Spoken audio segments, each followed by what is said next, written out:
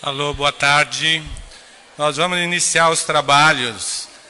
Primeiro, em relação ao sorteio. Eu queria que vocês, entre a poltrona e o apoio de braço, do lado esquerdo do assento, se vocês colocarem a mão, tem um vale-brinde da Fotótica. Não é para todos. É de acordo com... se alguém achou, levanta já.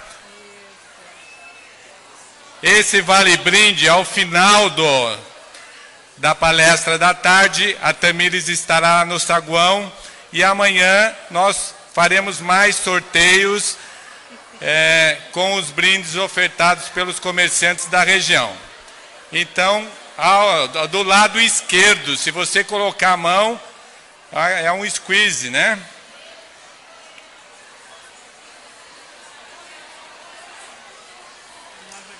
Outra coisa importante, gente,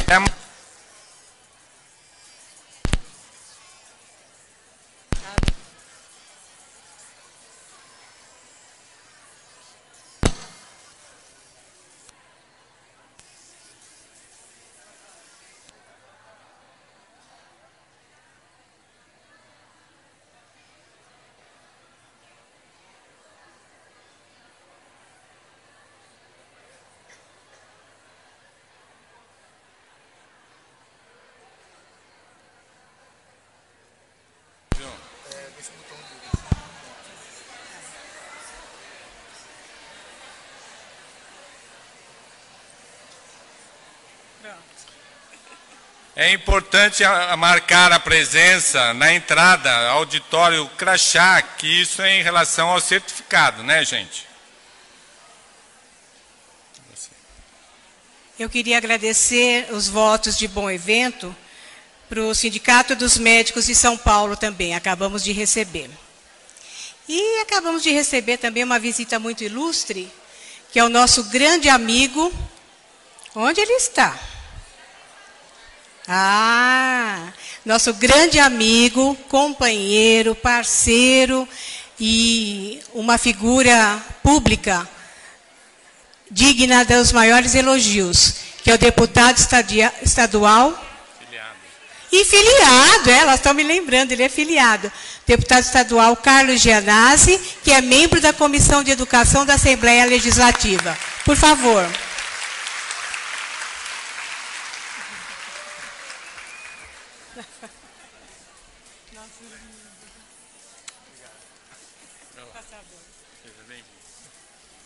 Boa tarde a todas e a todos, colegas do Magistério Municipal, que eu vejo CPs, diretoras, supervisoras, e quero saudar toda a diretoria do Cinesp, que está realizando esse encontro hoje aqui, sindical, de formação.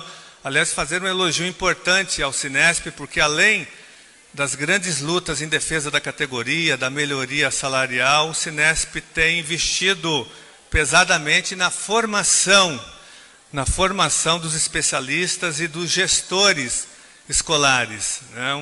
É uma formação altamente qualificada nos seus seminários, nos seus congressos e nos seus encontros.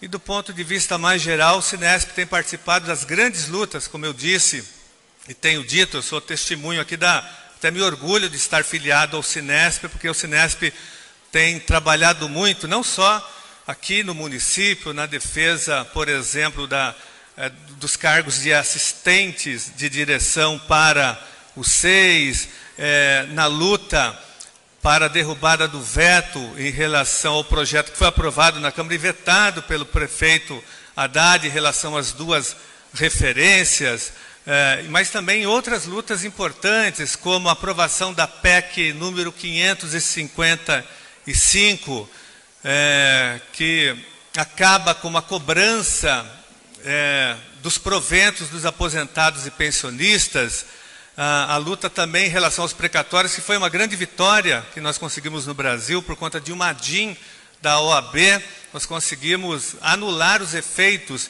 de uma emenda constitucional que prejudicou ainda mais o recebimento dos precatórios alimentares. Então nós tivemos uma vitória importante e o Cinesp participou, inclusive, da ação para que nós pudéssemos ter essa vitória. E tantas outras lutas mais gerais. Eu quero ainda destacar que no próximo dia 16 nós vamos realizar na Assembleia Legislativa uma audiência pública para discutir, debater e pressionar aí ao governo estadual, mas tem a ver um pouco com a luta aqui de vocês, a luta nossa, né, porque eu sou do município também, eu sou diretor de escola afastado do cargo, licenciado para o exercício de mandato, então nós acompanhamos praticamente as duas redes de ensino, a rede municipal e a rede estadual. Mas vai ser uma audiência pública para pressionar o governo estadual a reconhecer o direito à aposentadoria especial para os gestores escolares, para os especialistas, porque esse reconhecimento não existe ainda na rede estadual de ensino e nem para os professores readaptados. Porém, nós estamos convidando o Sinesp já manifestou aqui a sua participação para dar o testemunho da luta, porque na prefeitura nós conseguimos aqui, através de muita luta, de muita pressão e de muita resistência. Então o Sinesp vai participar para apoiar essa luta também da rede estadual de ensino e dar o testemunho de que é possível vencer e conquistar vitórias para o magistério através da luta, através da mobilização. E o último informe que eu queria dar aqui hoje, para não atrapalhar aqui o encontro de vocês, que é um encontro de formação, é em relação à meia entrada para o magistério municipal em cinemas, teatros, como esse daqui, por exemplo, em shows. Nós já aprovamos, eu já falei isso aqui inúmeras vezes, vocês sabem que nós aprovamos o projeto de lei na Assembleia Legislativa, estendendo o direito à meia entrada para os professores e professoras de todas as redes municipais. Então, os professores já têm esse direito. Na ocasião, quando nós aprovamos a lei, nós tínhamos incluído também os gestores, especialistas, digo, diretores, CPs, supervisoras de ensino. Porém, houve um veto do governador Alckmin, ele não autorizou.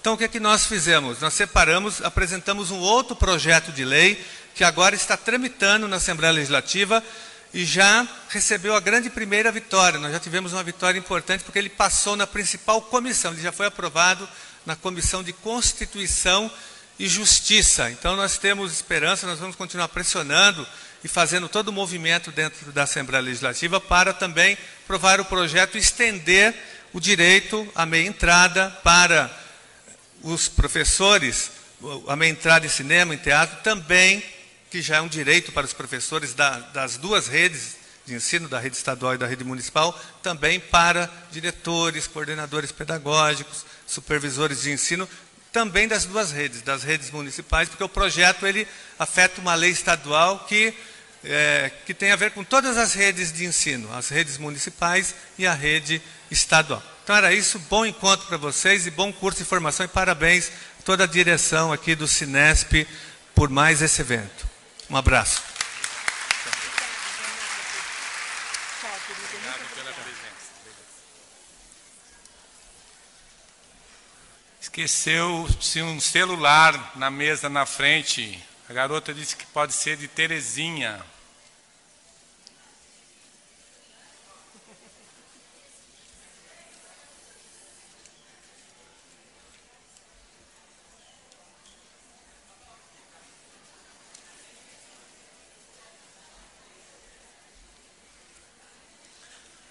Bom, para dar início ao trabalho da tarde, convidamos diretores sindicais. Professor João Alberto Rodrigues de Souza, presidente do Sinesp.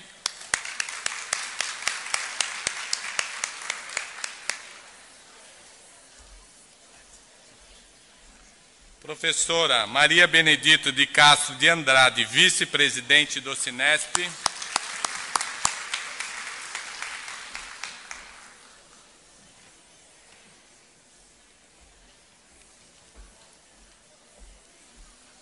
E o nosso consultor, o sociólogo Rudá Risse.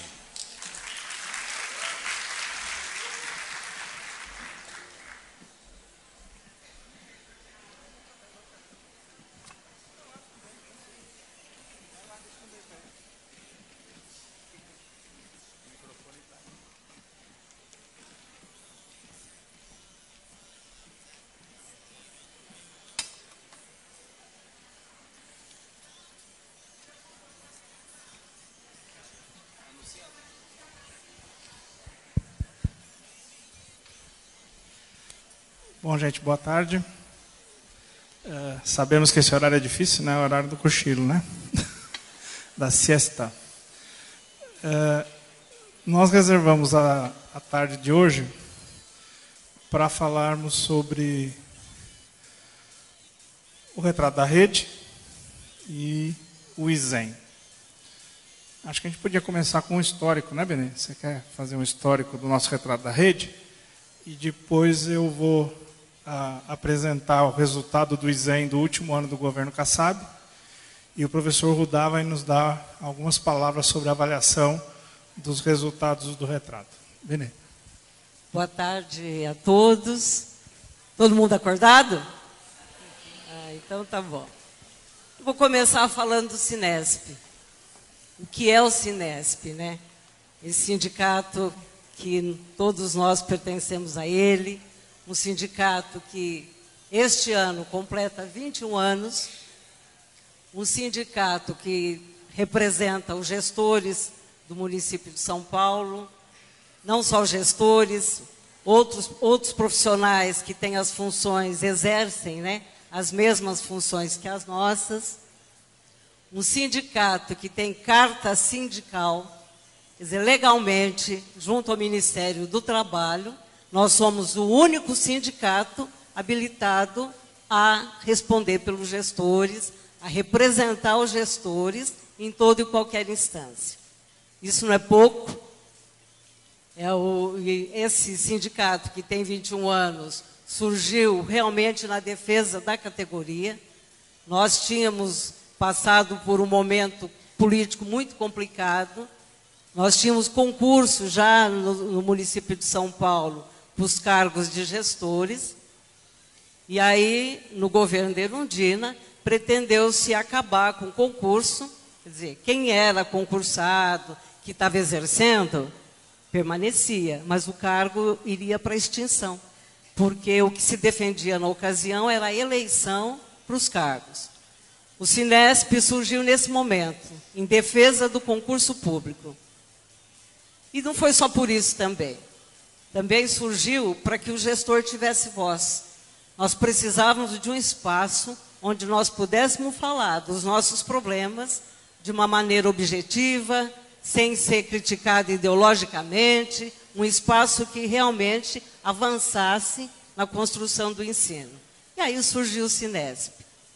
E essa vocação de ouvir, nós não temos só agora, nós temos desde o nascedouro nosso, nós tivemos experiências, né, de fazer consultas, fizemos, por conta dessa questão de concurso, eleição, fizemos uma consulta na rede, onde queríamos saber qual era a grande diferença entre concurso e eleição.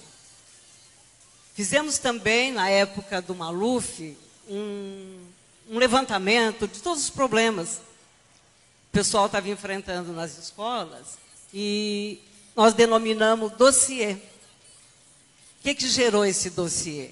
O secretário de Educação ficou de mal da gente. Era o Solon, né, e não recebia o sindicato depois desse dossiê.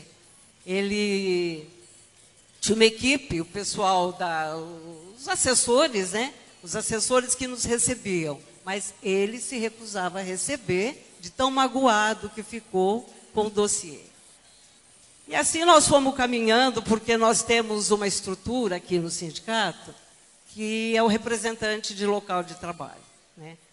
E toda a vida nós aproveitamos essas reuniões para o pessoal poder falar suas angústias, os problemas que estavam mais pegando em determinado momento. Essa é uma prática desde o começo do sindicato.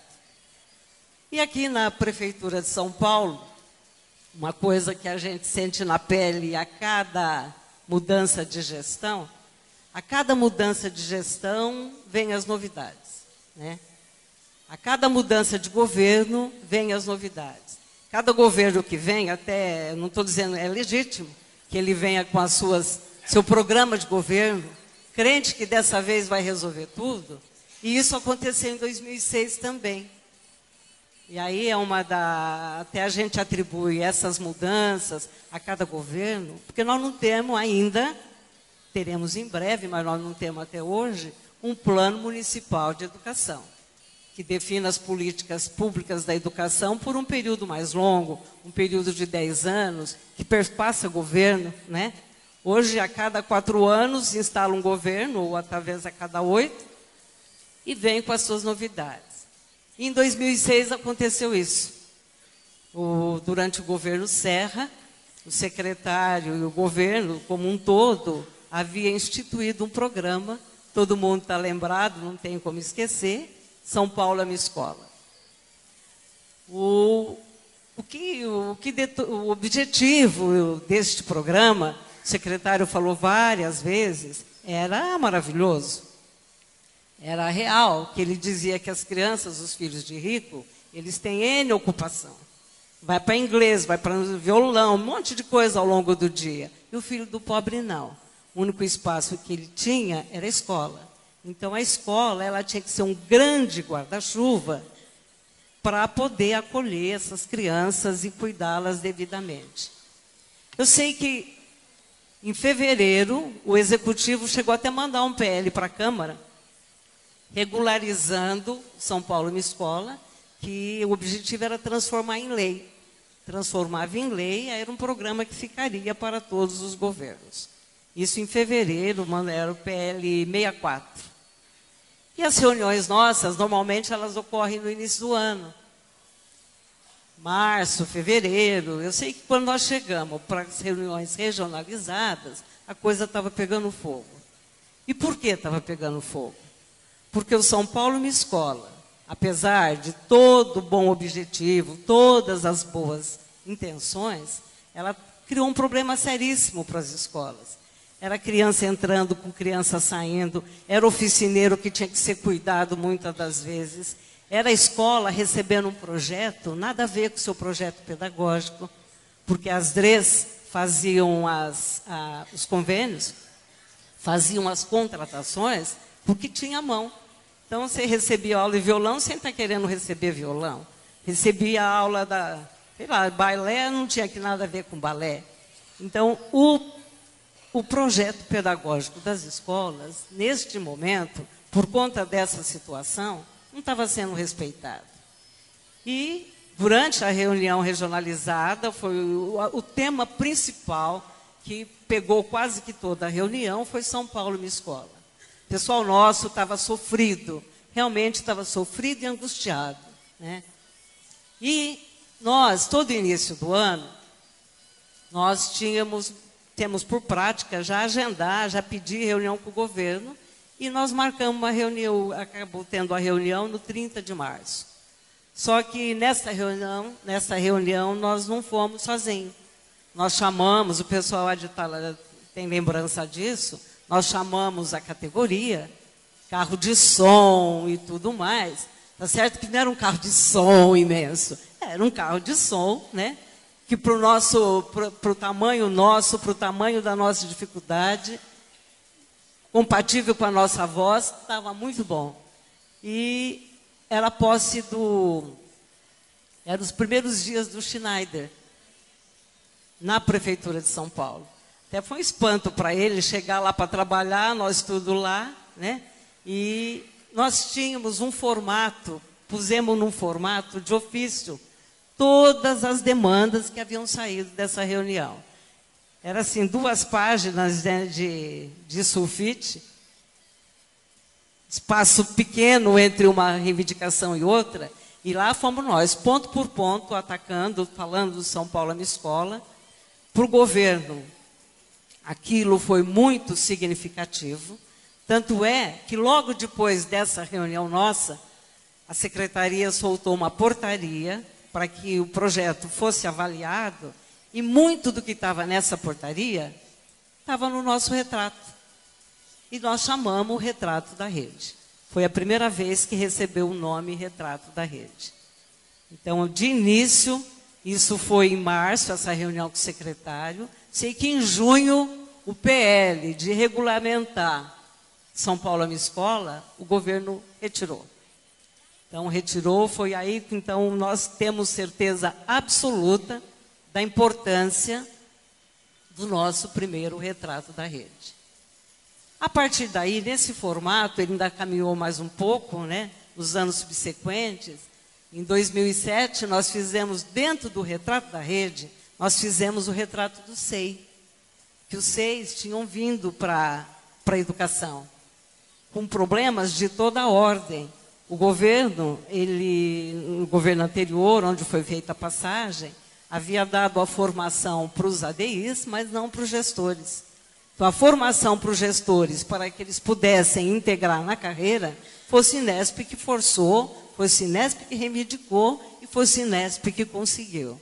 Então, nós fizemos o retrato do SEI e apresentamos também para o governo, dentre as nossas reivindicações, e já naquela ocasião, reivindicação histórica, que finalmente foi atendida este ano, já existia, que era o cargo de assistente de diretor para o SEI. Desde aquela época, a gente já veio pedindo isso, né? Aí, por volta de 2008, por aí, nós fizemos uma parceria com o Instituto Cultiva, aqui do nosso amigo, o Rudarris. Aí o retrato foi totalmente repaginado, e ele foi se embelezando ano a ano, né? Aquela forma do questionário, aquela forma de ofício que nós tínhamos, aquilo mudou. Nós soltamos uma revista, né? Charmosa, bonita, cheia de dados, e ela foi, e as questões, a revista era baseada na aplicação de um questionário, na mesma reunião de HELT, como a gente faz no início do ano, e ela foi ganhando consistência. À medida que ganhava consistência, ela também foi ganhando, o retrato também foi ganhando visibilidade. Então, passou a ser pauta de muita reportagem aí da mídia. A questão da burocracia, que os nossos gestores vivem atolado, foi matéria de jornal. Questão de matrícula, pessoal que não tinha vaga, matéria de jornal. Ensino de 9 anos, que as crianças, o retrato apontava isso, não tinha tido condições para acolher as crianças no ensino de 9 anos. Saiu matéria, a criança até com as perninhas penduradas, né, nas carteiras comuns, porque eram grandes para as crianças. Saúde do trabalhador, foi um outro tema que saiu. E saiu da seguinte forma, na imprensa: 60% dos gestores são depressivos, né? E pegaram o quê? Pegaram a fadiga, pegaram o estresse. Então, muito extraído também do nosso retrato da rede. Mas é foi um documento que ele foi se aprimorando, né, ao longo do tempo, ele foi melhorando cada vez mais. O governo, cada vez que saía o nosso retrato, sempre tinha uma coisa para falar contra, né? Ou que não era significativo, ou que os nossos não sabiam lidar com esse universo de heterogêneo que veio para as escolas, que as mães queriam vaga na escola perto da casa dela. Então, mas isso é compreensível, porque o governo gosta de avaliar, né? Nós somos avaliados constantemente, mas quando chega a vez dele ser avaliado, aí a coisa muda, né? Do lado dele é uma situação, do lado nosso é outra. O entorno das escolas, por exemplo, nosso retrato pergunta, e é problema, representa um problema para as escolas, um entorno mal cuidado. É problema, é situação que o governo não tem. Você entrar na Secretaria de Educação, você tem que falar se você é vacinado, dar documento, com quem você vai falar, quanto tempo você vai ficar lá, tem uma catraca, tem guarda terceirizado, você não passa. Mas nas nossas escolas a situação é diferente, não é? Então, o retrato, na forma como nós temos hoje, que ele foi evoluindo, foi melhorando o dia a dia, hoje, o que ele representa? Ele é um instrumento que nós consideramos assim valiosíssimo, primeiro para o governo. O governo, que tem que ser, e a gente entende que ele é responsável por elevar a qualidade do ensino, melhorar as condições de trabalho, responsável por muitas das mazelas que ocorre dentro dos nossos espaços escolares, ele tem no retrato um instrumento assim fidedigno, maravilhoso, que ele pode se servir desse instrumento para definir suas políticas públicas. Ele pode definir, que nem o governo, esse retrato nosso nesses últimos tempos. Nós temos uma rede, até usando palavras de um colega que está aqui hoje, nós temos uma rede de inclusão dentro da rede normal. O governo, se quiser, ele usa o retrato da rede para resolver essas questões da inclusão. E outras questões mais em torno de escola, segurança, né? Limpeza, merenda. Tudo isso o governo pode se servir desse instrumento que nós temos e que é de muita valia, que é o retrato da rede. Para o sindicato, então, representa assim, uma vanguarda na luta pela valorização do trabalhador. É um documento que ele não só aponta, tem problema aqui e ali. Ele não é um simples denuncismo. Não é simplesmente para denunciar o governo, fazer publicidade negativa, não. Ele está apontando problemas que hoje pode nem ser muito grande, mas no futuro serão, se não for atacado, né? Então, ele antecipa a possibilidade de soluções. É um documento que, no caso da saúde do trabalhador, por exemplo, você pode perceber, através do retrato, quais são os indicadores que vão culminar no desgaste da saúde do trabalhador. Quando a gente pergunta, trabalha com febre, não sei o quê, nós estamos vendo as situações que estão prejudicando o nosso trabalhador, que estão prejudicando a saúde dos nossos. O retrato serve para isso. É um instrumento de negociação. Toda a vida nós usamos o retrato para negociar com o governo. E é um instrumento assim que a gente considera maravilhoso, porque caráter científico, é fidedigno. Nós não falamos simplesmente de um problema, nós apresentamos porcentagens. Então, você sabe qual é o universo que está sendo atingido por A, B ou C problema. E, finalmente, a gente considera que, para a categoria, olha, é uma coisa maravilhosa. Primeiro, que limpa aquela imagem assim persecutória, você fala, na escola não tem isso? Será que é só por mim? Não, não é só por você. Metade da rede também não está tendo o que você não tem. Metade da rede está desassistida, você vê isso lá. Tem problemas que estão apontados lá, que você vê e tem que ser divulgado, tem que ser conversado com os pais, tem que trabalhar em conselho de escola. São problemas que a responsabilidade não é nossa, não é do gestor, é responsabilidade do governo. Então, uma oportunidade da gente exercer a transparência, uma coisa que o Cinesp defende, toda a vida defendeu. Nós temos que ser transparente, não tem que ter segredo de Estado, né, entre instituição e comunidade e sociedade, não tem. Nós temos que estar falando e o retrato fala por nós. É um documento que todo filiado recebe. A gente, depois dessas apresentações e tudo mais, é formatado a revista, que é disponibilizada para todos os gestores.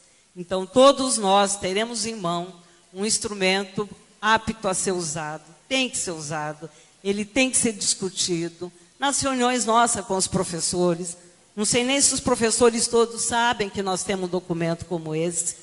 Então, é de grande ajuda, né? É uma coisa que nós temos que realmente potencializar. E só a diretoria não consegue fazer isso. Para que esse documento seja potencializado, nós temos a mídia, que a gente conta com a mídia. Nós temos o governo que vai falar que esse documento não é muito real. Também já ajuda, fala dele. Agora, o grande divulgador tem que ser realmente os gestores. Tem que ser a nossa categoria, porque ele pode representar um instrumento assim que vai melhorar nossas condições de trabalho. Ele vai fazer com que o gestor, ele juntamente com a diretoria, caminhe na mesma direção, tá? Então, o retrato eu acho que já foi devidamente apresentado eu vou passar para o Rudá, que vai falar do retrato deste ano, porque este ano, nós, nessa inovação toda, nós demos um salto imenso e trabalhamos com tablet no início do ano.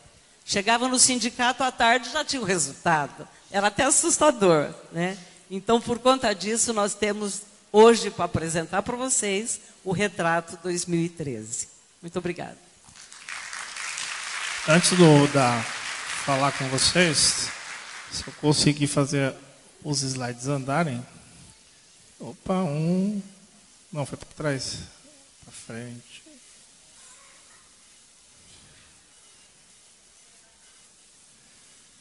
Vamos voltar lá. Então, no retrato desse ano, 613 pesquisados, que é mais ou menos 10% da nossa rede. Opa. O retrato caiu.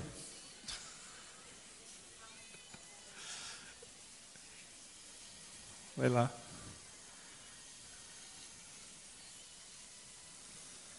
Ah, não. Será que fica atrás do projetor? Acho que foi o projetor que apagou. Bom, enquanto ele vai olhando lá, gente, como a Benê falou, né, o principal foco do retrato é inverter o paradigma que tem de que a gente faz provinha, ranqueia as escolas e dá prêmiozinho. Né? Esquece-se que no dia a dia de trabalho de cada escola tem a interferência de políticas públicas de cada partido que em qualquer momento assumiu a administração da cidade.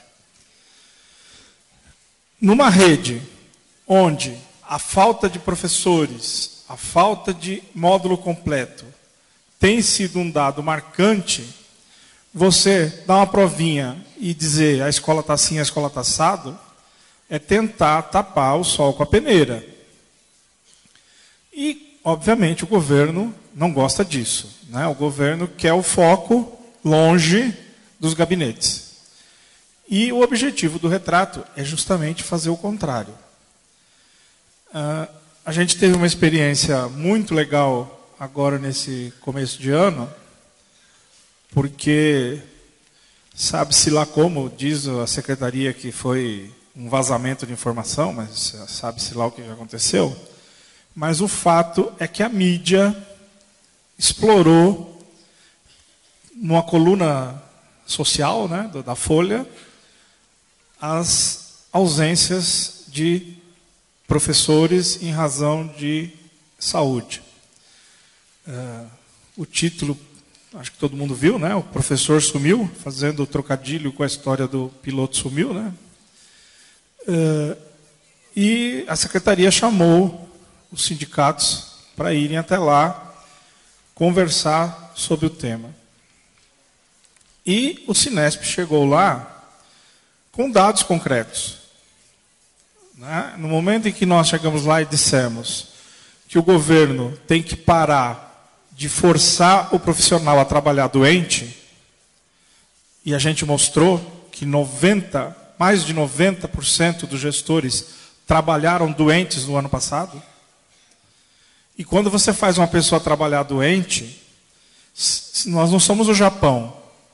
Né? Um professor doente não vai botar um lenço no rosto na hora que ele vai trabalhar doente. Ele vai chegar lá e ele vai passar a gripe, o resfriado, a febre para milhares de pessoas.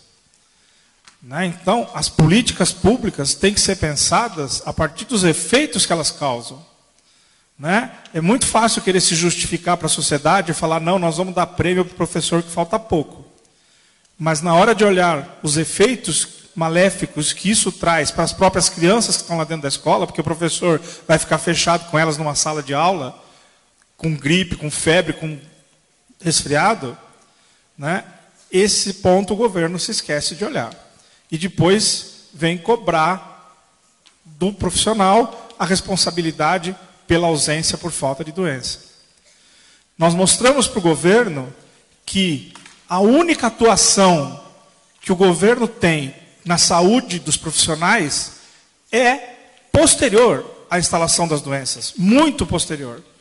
Porque vai, na verdade, se limitar à licença médica e readaptação. Quais as ações preventivas de saúde que são realizadas no município de São Paulo? Uma categoria de 96% de mulheres tem os exames que têm que ser feitos para garantir a saúde da mulher. Tem mamografia, tem Papa Nicolau. Que exames são feitos para garantir a saúde? Mede-se a pressão dos profissionais para saber se está com hipertensão. Mede-se o nível de açúcar no sangue para saber se está com diabetes. Não se faz nada. Aí a imprensa, com aquela vertente muito ruim de tentar sempre responsabilizar o funcionário público como irresponsável, como aquele que não liga para o que faz, para aquele que não tem compromisso com o seu trabalho, faz um joguinho muito cruel de o dado, né, que é um dado real. No ano passado, houve 903 mil dias de falta por professor, por trabalhador. Divide pelo número de professores, tira o número de aproximadamente 15 faltas por cabeça. Né? Você sabe como é que é a estatística, né? A estatística é assim: eu como 2 frangos, você não come nenhum, cada um de nós comeu meio frango, né? Comeu um frango. Né? A estatística funciona assim. Então, todo mundo na rede faltou 15 dias. E, além disso, ela faz aquela perguntinha: ah, mas ele também pode faltar com falta abonada, justificada? Sim, são mais 10. Ah, então vou somar com os 15, 25, arredondo para 30 e pronto. Então, põe na imprensa que os professores da prefeitura no ano passado faltaram 30 dias no ano por motivo de doença. Então, nós temos que ter os nossos instrumentos para combater esse tipo de postura da imprensa e do governo. Então, quando nós fomos para a reunião com o secretário, a gente tinha os dados. A gente tinha a porcentagem de gestores que trabalharam doentes, a porcentagem de gestores que se adoeceram, a porcentagem de gestores que consideraram o efeito negativo das suas condições de trabalho sobre a sua saúde. Então, a gente pôde ir para a reunião com dados bem palpáveis. Tão palpáveis que, quando acabou a reunião, a assessoria do secretário veio pedir os dados para o Cinesp. Por quê? Eles perceberam que era um trabalho sério, que era um trabalho que tinha fundamento e que um governo que tem a intenção, pelo menos a intenção, de corrigir, precisa levar em consideração e utilizar o dado para melhorar as coisas. Então, o que aconteceu do ano passado, do ano retrasado para esse, né? Na verdade, a gente estava avaliando, o nosso retrato da rede sempre avalia o ano anterior. Então, essa avaliação que nós temos agora é do último ano do governo Kassab. E a gente vê que a preocupação com a reeleição era muito maior do que a preocupação com a qualidade das políticas implementadas dentro das escolas. Né? A avaliação desabou em todos os indicadores. Né? O que caiu menos foi a questão da violência, né? Até porque, segundo os dados que a gente tem dos gestores, os gestores estão muito mais preocupados com a violência que acontece no entorno da escola do que com a violência que acontece dentro da escola. A escola tem sabido lidar bem com a questão da violência que acontece dentro da escola quando essa violência não vem de fora para dentro. Então, a violência foi onde teve a menor queda. Mas os outros todos mostram uma queda muito alta, quer dizer, caiu de 0,33 para 0,22, né? Uma queda bem grande na avaliação do governo. Né? E a saúde continua como recordista negativa das ações de governo.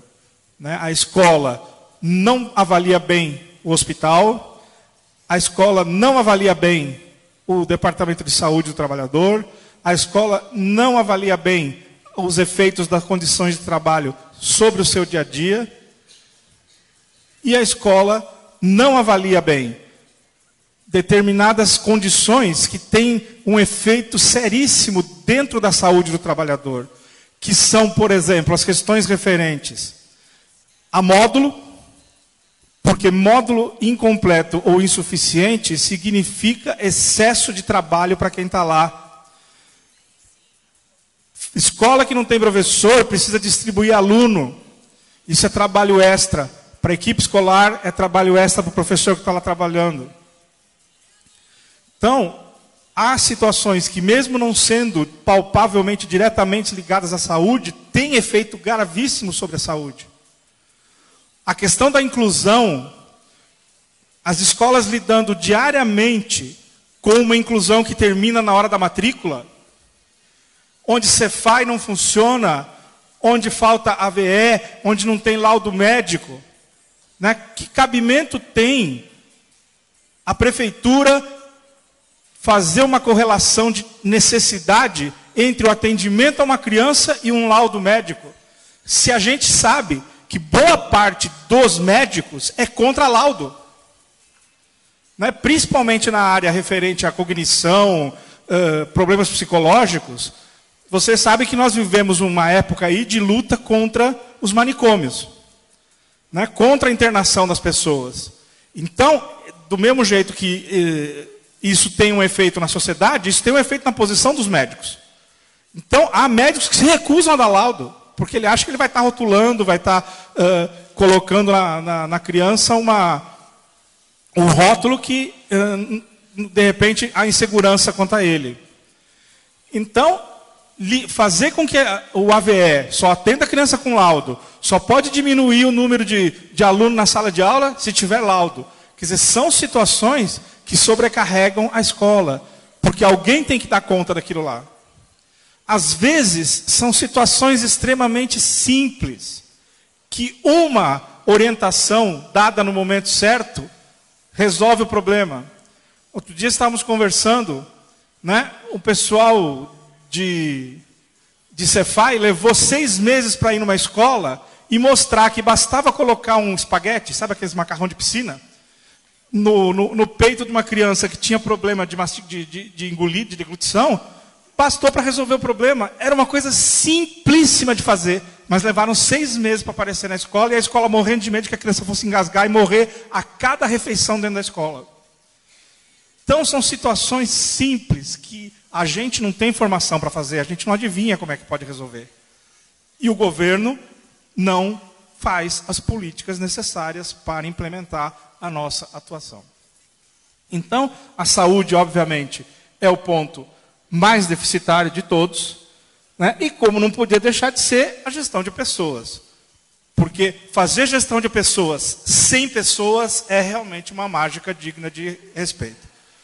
Né? Você ir para o seu local de trabalho, sabendo que não há professor, sabendo que não tem o antigo volante, sabendo que falta pessoal para cuidar dos serviços gerais, sabendo que não tem vigilância.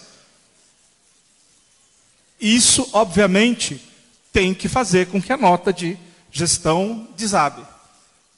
Né? A quantidade de escolas, de unidades, principalmente de ensino fundamental, onde o módulo foi completamente insuficiente no ano anterior, é realmente altíssima. Quer dizer, não é nem questão do módulo estar completo. Mesmo o módulo estando completo, ele não dá conta. Então, são essas coisas que se tornam palpáveis na hora que a gente tem os dados, que dão a força para o documento. Né? A imprensa está atrás do Sinesp já faz tempo querendo os dados. Né? A gente está divulgando só hoje para a imprensa os dados do retrato. Né? Certamente vai pautar muitas redações aí a tratar dos temas, mas nós temos absoluta segurança de que esses dados retratam fielmente aquilo que aconteceu nas escolas no final do governo Kassab o ano passado. E, como eu coloquei na fala de abertura, nós estamos dando outros passos à frente. Nós vamos realizar agora, se Deus quiser, no mês que vem, no mais tardar daqui 2 meses, uma outra pesquisa onde a gente quer contar muito com a participação de vocês, que nós vamos criar um índice novo, que é o índice das práticas antissindicais. Ou seja, todas aquelas situações que causam prejuízo à participação nas atividades sindicais. Desde as coisinhas mais rasteiras, como, por exemplo, os prejuízos que a administração causa ao bolso de quem se afasta da escola para participar das atividades sindicais, do tipo mesquinho de tirar vale-refeição, de tirar o auxílio-transporte, né? Até as grandes questões referentes aos prejuízos que há quando há o afastamento sindical, o que o diretor sindical perde quando é afastado do seu cargo, o que ele perde na pontuação, o que ele perde nos vencimentos, embora muito bonito colocar lá na hora do afastamento, né? Sem perda de todos os direitos do seu cargo, né? Só que na hora que nós vamos ver, perde-se e perde-se muito, né? Perde-se na aposentadoria especial, perde-se numa série de aspectos da vida profissional. E a mesma coisa acontece com o profissional que se afasta para ir aos eventos do seu sindicato. Ele perde a participação no PEA, ele perde vale-transporte, perde vale-refeição, ou seja, o governo, de um lado, aparentemente facilita e do outro pune aquele que se dedica às atividades sindicais.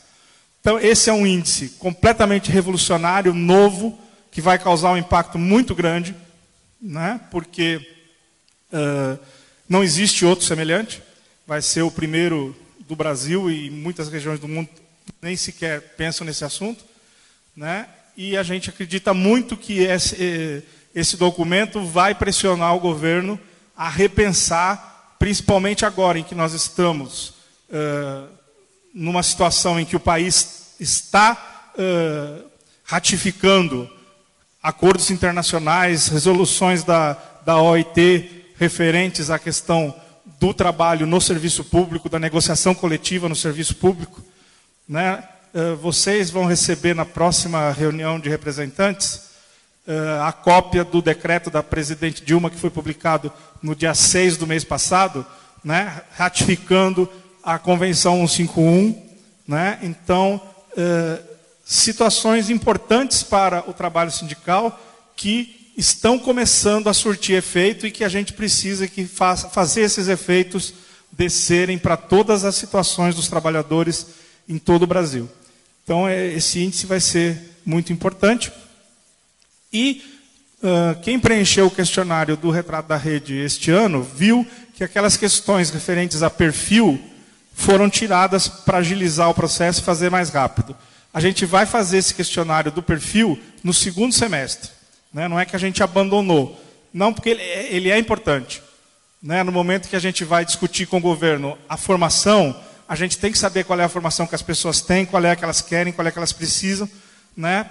Então, os dados do perfil são importantes, né? A questão do deslocamento que a pessoa tem para chegar no seu local de trabalho, né? São várias situações muito importantes que o perfil traz, né? O acesso aos bens culturais, né? O deputado Janazzi estava falando da questão, né, que já foi reiteradamente em vários governos, tanto no município quanto no estado, negado o direito dos coordenadores pedagógicos, supervisores e diretores terem o direito à meia entrada nos eventos culturais e esportivos, né? O que é um absurdo, né? Porque você vem defender a formação, a capacidade de estar ligado no que está acontecendo no mundo e, de repente, você impede que o profissional tenha acesso a uma peça de teatro, a um filme que está em cartaz, né? Porque todo mundo faz análise crítica referente a isso, né? O seu professor Zé Sérgio hoje citou o filme, né? Quantos não assistiram esse filme, mas poderiam ter assistido se tivessem condições mais satisfatórias de com o seu salário enfrentar esses custos que são astronômicos dentro da nossa sociedade. Porque o que a gente tem visto é que, apesar de toda a choradeira do setor privado dos patrocinadores e organizadores de shows e concertos e eventos, o que a gente vê na prática é que eles choram, só que o preço do ingresso normal virou o dobro. Né? Para conseguir pagar o preço que seria normal e razoável de um ingresso, você tem que ter a meia entrada, porque a entrada inteira é o dobro da entrada que seria o normal. Né? A imprensa tem publicado comparações entre preço em Brasil e no exterior, e a gente está recordista de preço de consumo dos bens culturais. Né? Então, todas essas questões são importantes, e a gente tem certeza que nós vamos enfrentar isso com clareza, com seriedade e sem medo. Nós não temos medo, não. Nós temos muita certeza de que o gestor tem compromisso, tem enfrentamento com os problemas que ele tem, né? E a gente sabe que os retratos, quaisquer que sejam feitos, sempre vão mostrar esse lado, esse olhar, né, compromissado e respeitador dos direitos de todas as crianças, de todos os adolescentes que estão sob a nossa responsabilidade e dos adultos também. Né? Então, professor Rudá, gostaria de começar com uma pergunta sobre o retrato deste ano, né? De quais são os problemas principais que o retrato apresentou esse ano? Boa tarde. Boa tarde. Preparamos aqui uma transparência. São esses os principais problemas. Mas eu queria destacar o que me parece mais agudo. Na série histórica que nós já temos com o retrato da rede, fica cada vez mais evidente que talvez o problema central que acaba desencadeando vários outros, em planejamento a gente chama isso de nó crítico, é quando você desata um nó, você começa a desatar os outros, é a falta de escuta dos gestores, os gestores de instância superior. O que ocorre é que parece que os governos e também os quadros de gestão intermediária da educação têm uma dificuldade imensa de mudar as decisões que eles previamente já tomaram à luz da fala de vocês.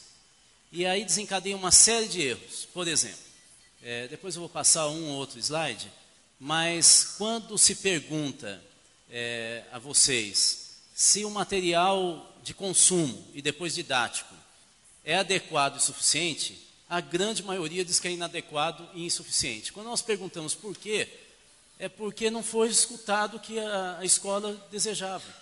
Então, assim, compram aliás, a Margaret Thatcher, que faleceu ontem, ela, entre alguns erros e acertos, um dos acertos dela era justamente se preocupar na gestão pública com a ideia de que material de consumo tinha que ser organizado, administrado pelas unidades de execução e não por uma unidade central. Por quê? Porque a unidade central padroniza o uso. E quando você tem um público que você atende que é diferenciado, você não pode padronizar o consumo. Então, esse problema de ter crianças com o pezinho lá em cima, que se descer rápido da cadeira acaba quebrando o pé, tem a ver com isso. Com uma ideia cá entre nós muito soviética, uma visão assim extremamente estandartizada, massificada do serviço público.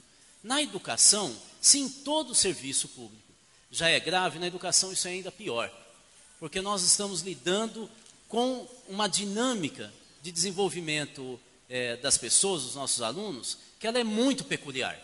Vamos só lembrar de um dado que talvez a gente tenha que repisar daqui por diante o tempo inteiro. O principal fator de desenvolvimento e desempenho pedagógico do aluno é família. Nós precisamos repisar isso o tempo inteiro, porque os secretários, os ministros de educação não entendem esse dado, que já tinha sido diagnosticado em 1920 pelo Lev Vygotsky, e que as pesquisas hoje atuais, inclusive o IDEB, SARESP e outros sistemas de avaliação externa, vem reforçando. Só para vocês terem uma ideia, alunos que têm mães, então não é só família, o fator de desempenho maior do aluno é o nível de instrução da mãe. num país machista como o nosso, é fácil de explicar esse problema. Então, veja só, alunos que têm mães com 4 anos de estudo, têm 3 vezes desempenho melhor que aqueles cuja mãe não teve estudo nenhum. Se a mãe tem nível universitário, isso é dado oficial. Ninguém está inventando, é dado que os gestores da educação já têm. Se a mãe tem instrução universitária, os alunos têm 5 a 10 vezes melhor desempenho do que aquele que tem a mãe com 4 anos de ensino fundamental. Ou seja, o dado é muito claro. Então, volto a dizer, a falta de escuta do governo, isso está nos dados, eu não estou fazendo uma conclusão. Eles estão espalhados pelas questões do retrato da rede. Fica evidente uma crítica sobre a insuficiência ou uma situação inadequada de atendimento da Cefai, dos cursos e de apoio, por exemplo, às escolas que têm adolescentes em liberdade assistida, que têm problemas de deficiência física, mental. Todos os dados são absolutamente coerentes. Para quem trabalha com metodologia científica de pesquisa, sabe que esse é o conceito de consistência de uma pesquisa. Quando você pega várias questões que elas se relacionam, mas elas estão espalhadas ao lado do questionário e elas mantêm uma coerência. Então, inclusive em termos estatísticos. E o retrato da rede 2013, assim como 2012, mas esse ano é muito impressionante, é completamente consistente. Há um dado claro de uma frustração e uma crítica de vocês, do público da base do Cinesp, sobre o atendimento e a falta de respeito, de escuta em relação às demandas e às características do serviço que vocês desenvolvem. Ou seja, se ouvisse, gastaria menos e o resultado seria muito mais eficiente. Eu acho que esse é o principal problema. Vocês me permitem, o problema da minha idade é que eu não consigo enxergar mais nada. Eu tenho que ficar um pouco próximo aqui, me perdoe. Então, o João já destacou excesso de trabalho. O excesso de trabalho tem a ver com desvio de função e um quadro insuficiente ou incompleto de funcionários. Além de sempre ter uma demanda a mais da burocracia, isso faz com que a maioria de vocês leve trabalho para casa, além da jornada que vocês são pagos, para poder concluir um trabalho. Isso vai gerando um esgotamento enorme. As equipes estão incompletas, burocracia, estão relacionadas, ou seja, são causas dessa consequência aqui, que é o excesso de trabalho. A falta de apoio da secretaria, que eu já citei, mas a questão central, como eu disse, é a ausência de escuta. Quer dizer, é uma categoria que se revela, inclusive a pesquisa, muito envolvida com o trabalho. Vocês se lembram, tem uma questão que vocês tentam classificar, como você classificaria o tipo de trabalho que você desenvolve, a sua função. É impressionante, todos os anos tem quase o mesmo índice de elementos ou fatores negativos ao lado de positivos, ou seja, a categoria percebe que o trabalho é burocrático, é solitário, isso é muito importante, a ideia de solidão, é excessivo, e ao mesmo tempo elogia o trabalho como algo que instiga, que é um trabalho, ou seja, a pessoa se sente realizada. Ora, se você é um secretário de educação ou coordena uma diretoria nas instâncias de gestão, administração da educação pública, você teria um campo de trabalho fantástico, que apesar de ser um público que está sobrecarregado, tem orgulho da função que desenvolve. É isso que você precisa. Ou seja, se você tem escuta e motiva, você tem um caldo de cultura, vamos dizer assim, desse público, que poderia gerar resultados muito rápidos.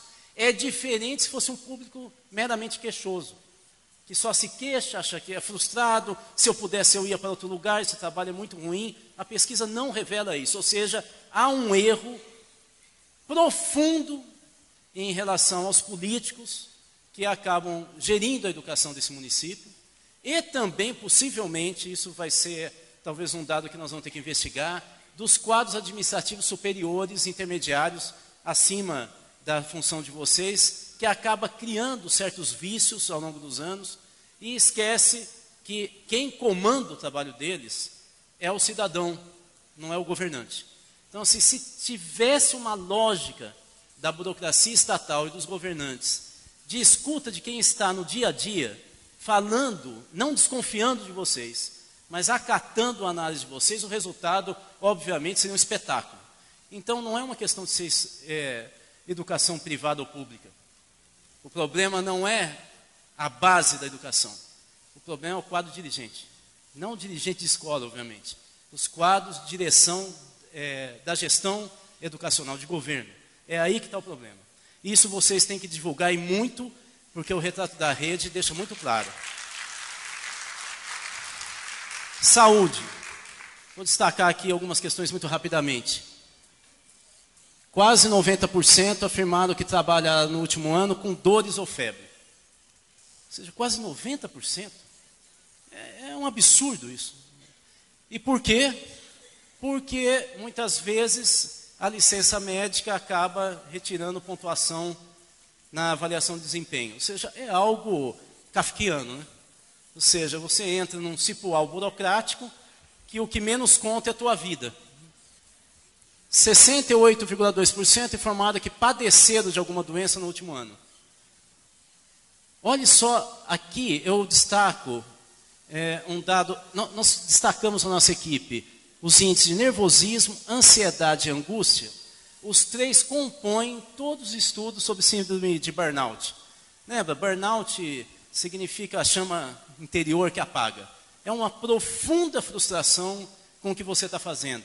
Você sabe que você poderia realizar mais, mas as condições de trabalho te impedem de ir além daquilo que você sabe que era muito possível de ser superado. Olha, os três indicadores típicos da síndrome de burnout totalizam 36,3%.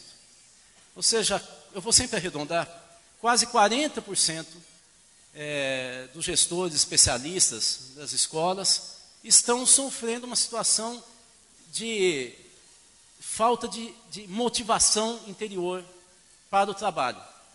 Não é crítica à carreira, volto a reforçar. Depois, doenças funcionais, dores na coluna e tosse e rouquidão. Tem a ver justamente com as atividades diárias de vocês.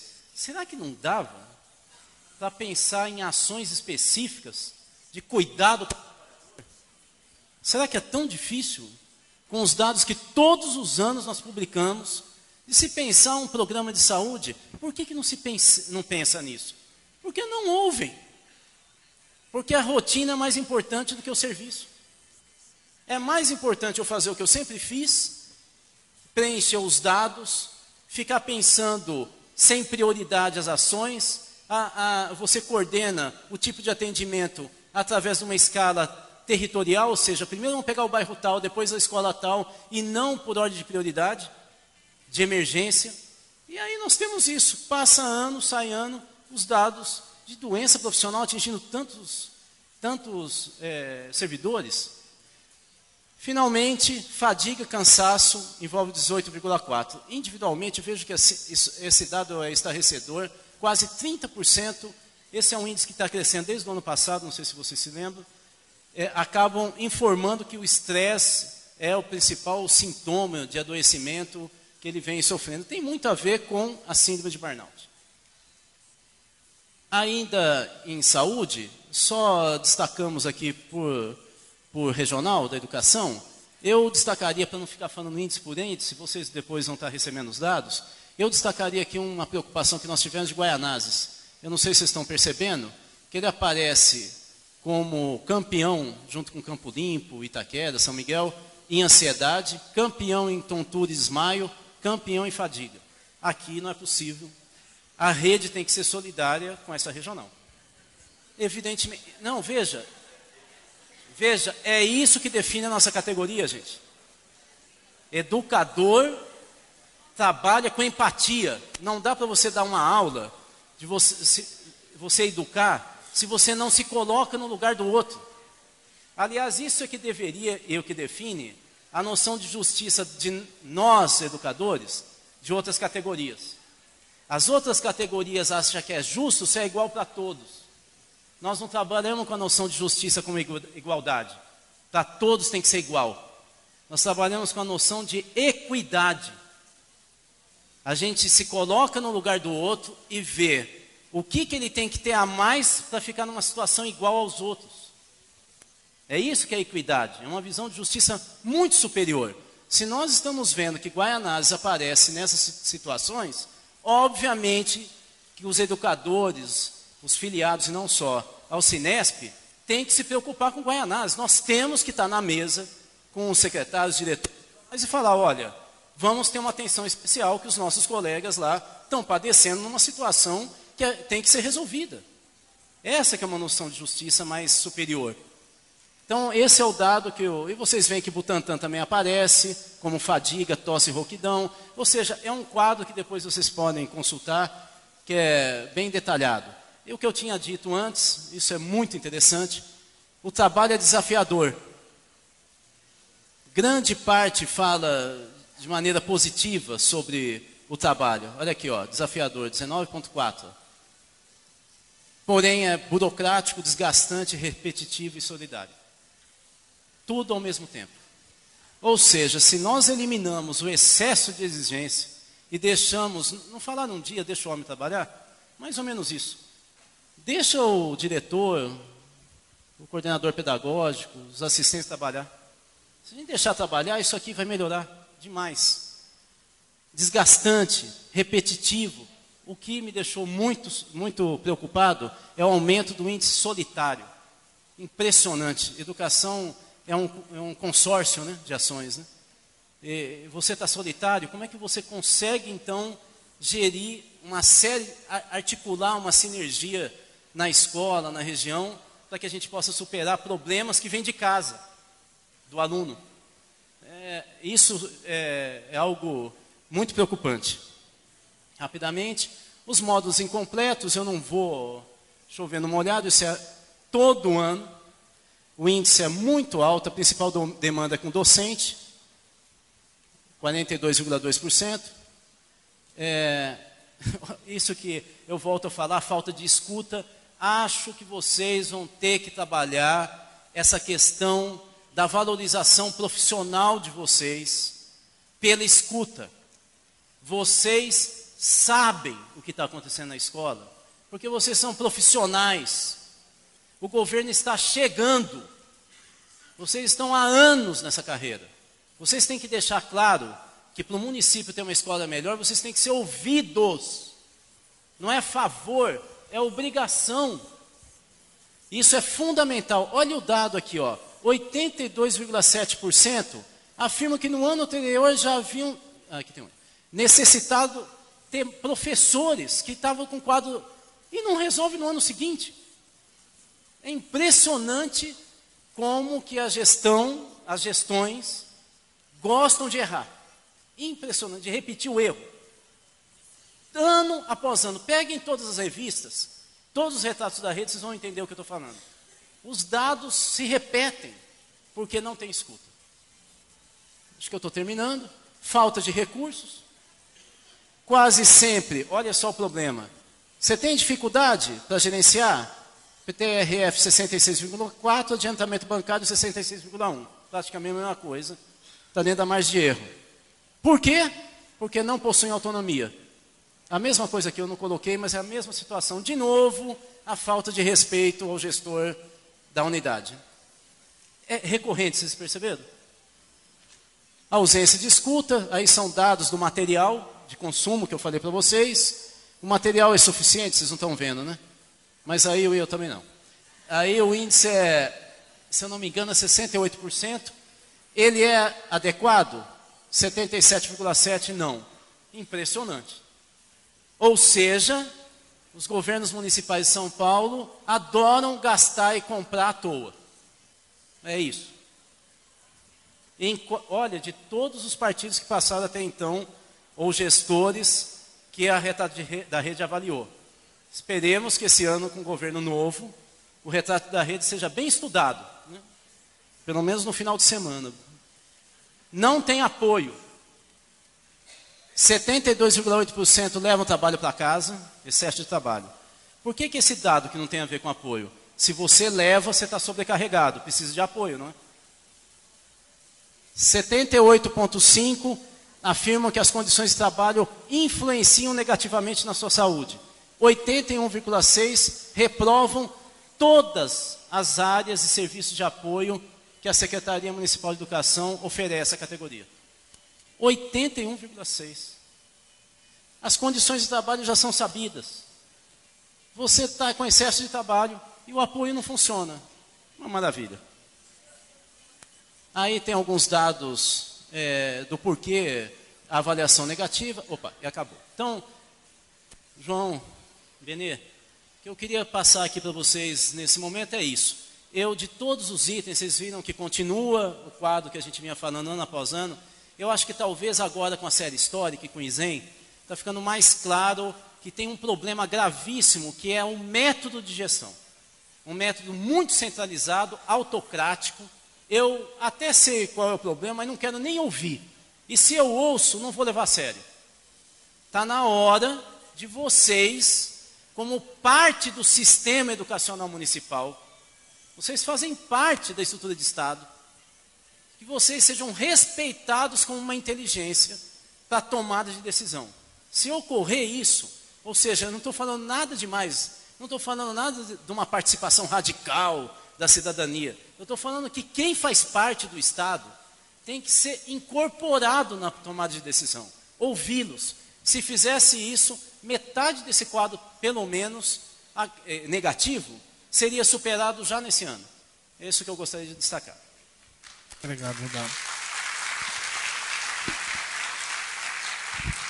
Bom, gente, eu acho que o professor Rudá teve bastante clareza em colocar, né, a importância, mais importante do que o dado é aquele profissional de quem o dado vem. A experiência que ele tem, o compromisso que ele tem, a seriedade que ele tem.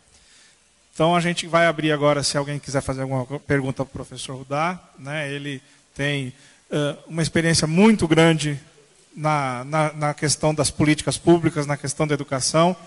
Então, a gente gostaria de abrir a palavra, porque é uma oportunidade que a gente considera muito importante para vocês, né? Nós o temos como nosso assessor, nós temos a felicidade de poder contar com ele frequentemente e nos ajudar na hora de fazer as reflexões e de fazer os levantamentos dos panoramas, do estudo da realidade, né? Mas a gente acha que vocês também têm o direito de poder... Está aqui, ó, pode pegar o meu.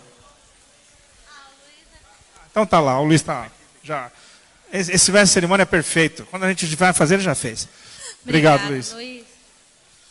Boa tarde a todas e a todos. É um prazer enorme estar aqui nesse evento com vocês. Me congratulo com os 20 anos aí da maturidade desse importante sindicato. E me dói muito saber que a gente tem 20 anos de luta, mas ainda a gente não chegou no patamar número 2 das reivindicações atendidas, né, Benê? Eu fiquei feliz de ver a Marisa aí, uma militante histórica na fundação do nosso querido Sinesp. Eu me considero uma histórica também que resisti. Agora, Rudá, eu gostaria de fazer uma pergunta assim para vocês, né? No último dia 28 de março, eu não estou bem certo, saiu um encarte, que eu sei que o Sinesp vai chamar a atenção da categoria a respeito disso, que é a publicação do plano de metas desse governo. Eu gostaria, Rudá, que você pudesse fazer uma consideração em que esse documento pode contribuir para que o Sinesp tenha ainda mais força para cobrar dos gestores hoje da política educacional em curso, que esse retrato da rede ele tenha outra cara no ano que vem, porque é nítido e notório que são 8 anos de acúmulo de queixas que não foram ouvidas, apesar da luta incansável do nosso querido Sinesp, entendeu? A pergunta por aí. E uma dúvida só para acabar, assim, será que essa dimensão do projeto político-pedagógico, que é uma característica de um governo do tipo progressista, como a gente já viu 2 administrações, também entrando na terceira, ter clareza do papel político do educador ajuda nessas lutas para melhorar as condições de trabalho e qualidade de vida dos profissionais da educação? Obrigada. Obrigado.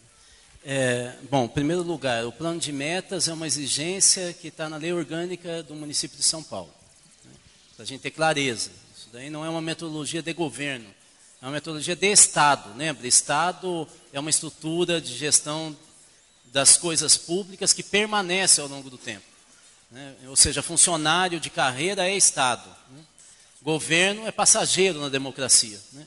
Então isso não é uma ação de um governo, é uma exigência e um dever de Estado. Tem que fazer em qualquer situação, qualquer que seja o governante.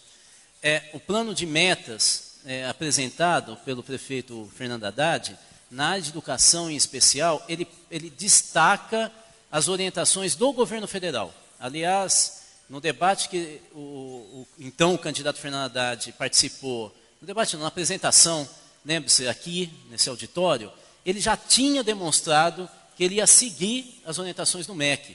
Eu lembro que ele foi talvez o candidato que mais se apoiou no MEC, e pouco falou do município. Eu lembro que me chamou muita atenção naquela época isso, né? E ele está sendo coerente com o discurso de candidato do início da campanha.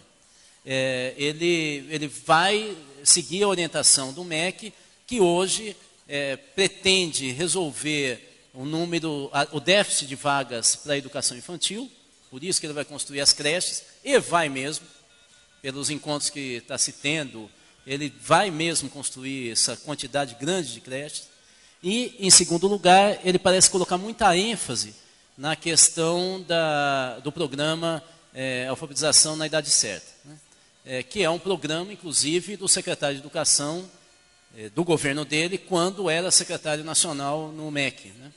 Então, acho que a primeira questão é a gente entender que a educação segue uma lógica que vem do MEC.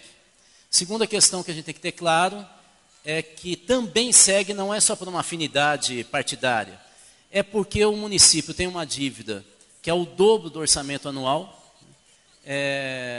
não tem recurso para investimento em função disso, e ele vai ser obrigado a fazer convênios e atrair recursos de fora para poder gerar alguma ação. E os convênios são os pacotes oferecidos pelo governo federal em especial.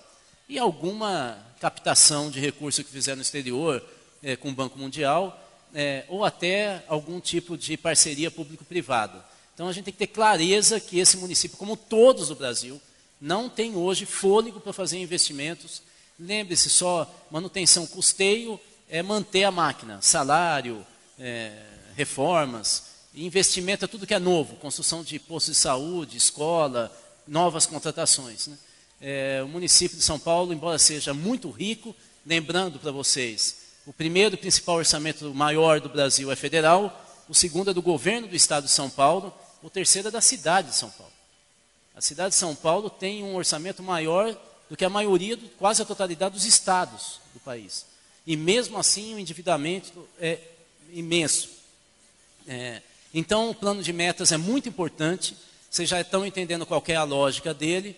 O problema, isso que eu quero chamar a atenção, é que a forma como a burocracia pública, vocês veem que eu não estou falando só do governo, hein? A forma como a burocracia pública administra, de cima para baixo, desde da colonização do Brasil, desde quando Dom João fugiu do Napoleão e veio aqui para o Brasil, e aí criou o Banco do Brasil, criou os Correios, nós temos uma estrutura tão vertical e centralizadora, isso cria uma cultura, acaba criando, ela desconsidera o executor. É quase como uma visão taylorista. Vocês lembram que o Taylor dizia o seguinte: quem pensa e planeja não executa, e quem executa é homem-boi. Isso que o Taylor dizia. É um boi. Ele dizia exatamente isso. É uma pessoa que executa, não reclama, carrega esforço, muda toda hora. Ele dizia, infelizmente é um homem-boi, mas é isso que a gente precisa para ser trabalhador. Então, a gente tem que mudar a lógica da gestão de Estado, o que não é fácil, né? Já mudar quem é governo já é difícil, imagina um Estado que tem história secular, né? É secular mesmo, né? No Brasil, que tem uma cadeia de relações internas, né? Então eu diria que o grande problema é que na hora que vai fazer o PPA, não escuta, nem sindicato, nem a categoria.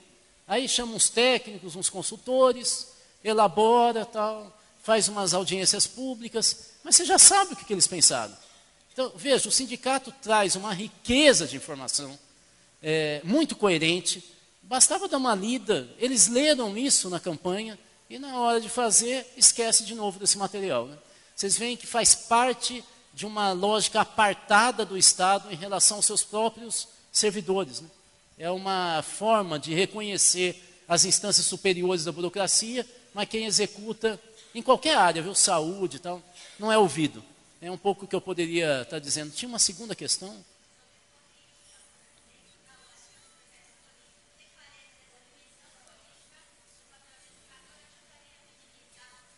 É lógico, né? Porque eu tive agora abrindo o encontro estadual da Undime, em Minas Gerais, né? Eu tentei chamar a atenção para os secretários de educação, porque na hora que eu estava entrando, eu conheço vários secretários, né? Eu atuo isso há muito tempo, né? Eu não tenho cabelo branco e barriga à toa, né? Os secretários iam falando, ó, Rudá, agora eu sou secretário. Eu falei, você, tá. A nossa equipe é que fazia, inclusive vou dar um destaque aqui que eu acho que é importante. Nós é que montamos o sistema de formação continuada em serviço do Estado, né, de toda a rede estadual em Minas. Então eu conheço muita gente. E aí eles falavam, eu agora sou secretário, ó, eu sou técnico, hein? Ah, eu falei, não é possível. Aí eu subi e falei, vocês não são técnicos. Secretário é político. Vocês têm que liderar o município de vocês para discutir a educação. Não vem com essa de ser técnico para se safar. Você assumiu o cargo de secretário, você é líder político. Porque o problema é o seguinte, secretário não vai conseguir resolver todos os problemas da educação. Ele tem que falar isso para a população. E ele tem que dizer que a culpa não é do professor, não é da escola. Ele tem que ser líder, gente. Ele tem que ser o nome mais importante que abre o debate com a sociedade. Se ele fala que ele é técnico, ele está se safando. Ele pega e fica escondido nessa questão administrativista, que é o que está matando a educação. Se me perdoe, falar uma coisa muito rápida, que eu falei aqui, que não tem nada a ver com a pergunta, mas eu acho que valeria a pena vocês discutirem. Eu percebi também no Retrato da Rede, aí eu voltei para as séries históricas, e eu percebi que é meio recorrente, mas nos últimos 2 anos ficou muito forte.